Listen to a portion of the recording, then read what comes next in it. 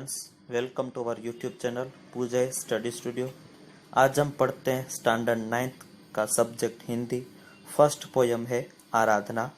आराधना के बारे में हम पढ़ते हैं।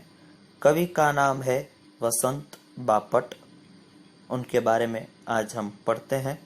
जन्म ईस्वीसन 1922, निधन ईस्वीसन 2002। श्री वसंत बापट ख्यातनाम कवि है। उनका जन्म महाराष्ट्र के सतारा जिले के कराड़ गांव में हुआ था। पुणे उनकी कर्मभूमि है। कर्मभूमि यानी जहां पर काम किया हो वही हमारी भूमि कर्मभूमि कही जाती है।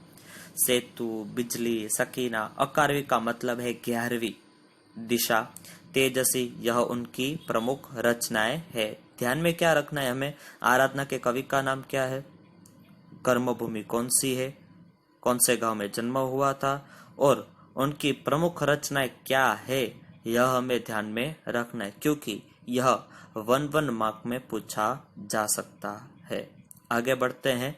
क्या कहा गया है आराधना पोयम में?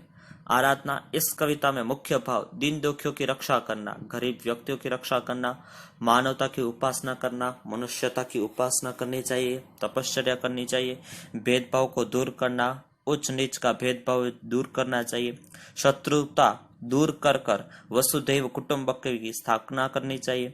जैसे वैश्विक मूल्यों को हस्तांतरण करने की प्रेरणा देने वाली यह प्रार्थना मराठी भाषा से अनुदित है। यह मराठी में लिखी गई है और हिंदी भाषा में अनुदित यानी ट्रांसलेट की गई है। उसके वैश्विक मूल्यों को हमें ध्यान में रखना चाहिए कि दुखी व्यक्ति का दुख दूर हो जाए और सब लोग एकजुट होकर विश्व में रहे और वैश्विक मूल्यों को प्रेरणा दे। देह मंदिर चित्त मंदिर एक ही है प्रार्थना, सत्य सुंदर मांगल्य की नित्य हो आराधना। हमारा मंदिर शरीर है, हमारा मन वह भी मंदिर है। सत्य सुंदर मांगल्य की प्रार्थना और आराधना होनी चाहिए। दुखियारों का दुख जाए यही मन कामना। हमारी मन की इच्छा क्या होनी चाहिए? तो दुखी व्यक्तियों का दुख चला जाए। वेदना को परख पाने जगाए संवेदना। वेदना कष्ट को समझने की हमारे अंदर संवेदना होनी चाहिए।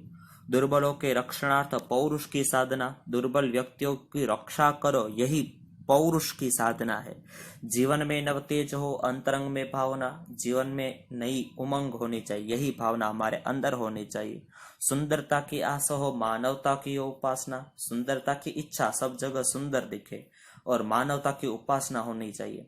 शौर्य पावे, धैर्य पावे, यही अभ्यर्थना। हमारी अभ्यर्थना इच्छा क्या है कि हम शौर्य पाए और धीरजता हमारे अंदर होनी चाहिए। भेद सभी अस्त होवे, वैर और वासना सभी भेद अस्त हो जाए, वैर वासना दूर हो जाए।